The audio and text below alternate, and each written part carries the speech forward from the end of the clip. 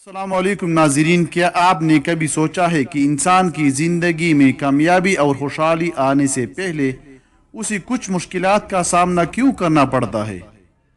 कभी माली परेशानी, कभी लोगों की मुखालिफत और कभी मुसलसल नाकामी इंसान को अंदर से तोड़ने लगती है। लेकिन मौलाना जलालुद्दीन रूमी रहमतुल्लाह अलैह की हिम्मत भरी तालीमात से हमें यह सबक मिलता है कि मुश्किल वक़्त हमेशा सज़ा नहीं होता।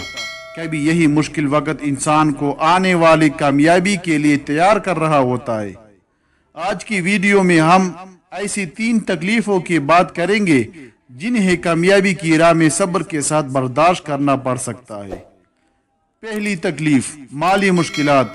कभी ऐसा वक़्त आता है जब इंसान मेहनत तो बहुत करता है लेकिन आमदनी कम होती है, ज़रूरियात ज़्यादा और वसाइल महदूद होते हैं। ये वक़्त इंसान को सिखाता है कि पैसे की कदर क्या है, फजूल खर्ची से कैसे बचना है और मुश्किल हालात में साबित कदम कैसे रहना है। याद रखिए, गुर्बत या माली मुश्किल आपकी आखिरी मंजिल नहीं। अगर आप हलाल रास्ते से मेहनत, सब्र और समझदारी के साथ आगे बढ़ते रहें तो हालात बदल सकते हैं। दूसरी तकलीफ, लोगों की मुखालिफत और तनकीद।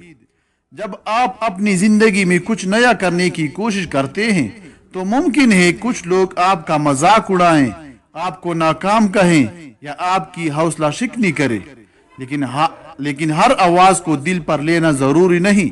कभी कभी दूसरों की मुखालिफत आपको अपने मकसद पर मजीद मजबूती से कायम रहना सिखाती है। अपनी नीयत दुरुस्त रखे, मेहनत जारी रखे और हर तनकीद का जवाब अल्फाज से नहीं बल्कि अपनी किरदार और कामयाबी से दे। तीसरी तकलीफ, बार बार नाकामी। सबसे मुश्किल मरहला वो होता है जब इंसान पूरी कोशिश के बावजूद बार बार नाकाम हो।